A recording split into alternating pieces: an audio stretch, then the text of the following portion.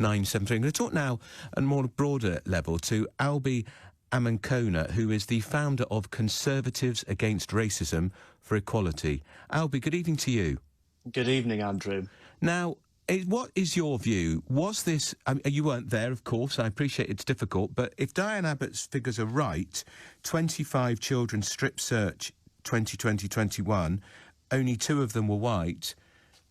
She's got a point, hasn't she, that they are singling out children who haven't got white faces? Absolutely, she's got a point. It's not new information that stop and search has a disproportionate impact on particularly ethnic minority Britons and especially the Black British community. And I think, you know, the Minister for Women and Equality, Kemi Badenoch, was absolutely right to say that this was an appalling incident. What happened was shameful. It should never have happened, as your former guest said. And racism is thought to have been a factor in why it happened, and it's absolutely disgusting. But on the comments that the minister made about this country caring about ethnic minorities and minorities more broadly, you know, she is also right on that as well. We are lucky to live in a world-leading, multiracial and diverse democracy. That doesn't mean that racism isn't still a problem in Britain. It is. Clearly it is. But I think the premise of this conversation, and indeed the questions, some of the questions from Labour MPs today, they don't actually do anything to help Child Q and her family. She remains traumatised. Family members have described her as being changed from a happy-go-lucky girl to a recluse, and she's still not herself almost 2 years from the incident. And what's most shocking about this case is that it appears that it took immediate outcry for the Met Police to apologise about this. Surely the better question is, why did it take so long for an apology, and why did the 3 officers remain on full duties? Yeah, because this happened 2 years ago. Precisely, this happened 2 years ago. And under current guidelines, it should never have happened, and the police have admitted to it. It didn't happen with the presence of an appropriate adult. No drugs were found. Shock. And it's taken nearly 2 years for the Met to apologise. It doesn't sound like, really, to me, that there was any kind of suspension or punishment for this grave error. And this is really basic and rudimentary stuff. And it's yet another reason why I'm pleased that Dame Cressida Dick has resigned. Oh, God, she can't go quick enough for me. Albie, what about, though, how this will damage and shake people's faith in the police again? Look, it's the Metropolitan Police all over again. We know that women have an especially big issue about trust and faith in the police, not least because of what happened with Sarah Everard and the response to the vigil as well. The way those 2 police officers have been jailed for taking photographs of 2 dead women in a North London park. Shocking beyond belief. Here is another incident, 4 police officers ganging up, it seems, on a 15-year-old girl. It seems they've lost the plot.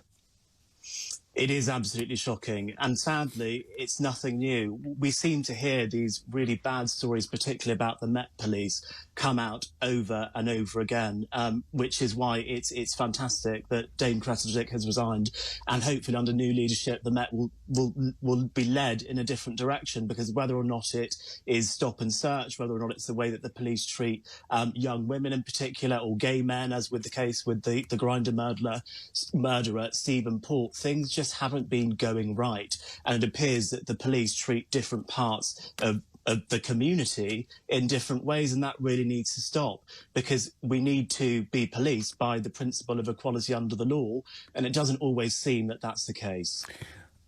How quickly do you think this great ocean-going liner can be turned round to sail towards the public and to sail towards restoring trust?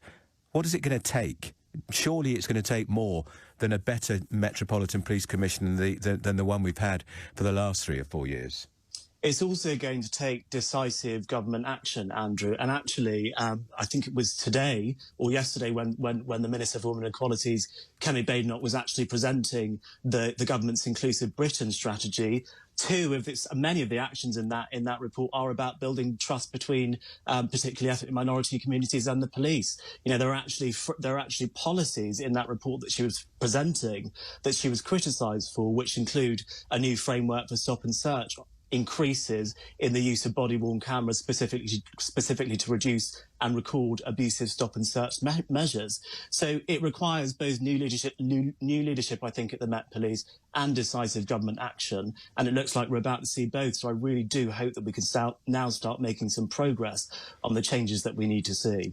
Do you think the country's more or less racist than 10 years ago?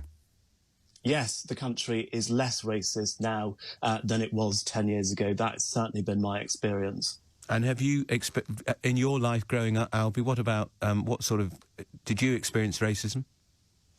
I have experienced racism, both in this country and abroad, and unfortunately it is still something which affects the lives of many people. If we look at some of the figures that came out from the pandemic, I think we saw unemployment in young, particularly black ethnic minorities, almost double that of their white counterparts. We see the stop and search statistics disproportionately affecting young black men in particular, as I was describing before. There are racial disparities in this country, and I'm pleased that finally the government has published and responded to its Inclusive Britain strategy so that we can start closing some of these racial disparities once and for all. If I could just ask you finally, should the 2 police officers who conducted this search and the other police officer who went along with it be suspended pending an investigation? Pending an investigation, I think it seems fair that these officers would be suspended until the investigation is concluded. But I understand that has not happened. All right, that's Albie Amankona, who's the founder of Conservatives Against Racism for Equality.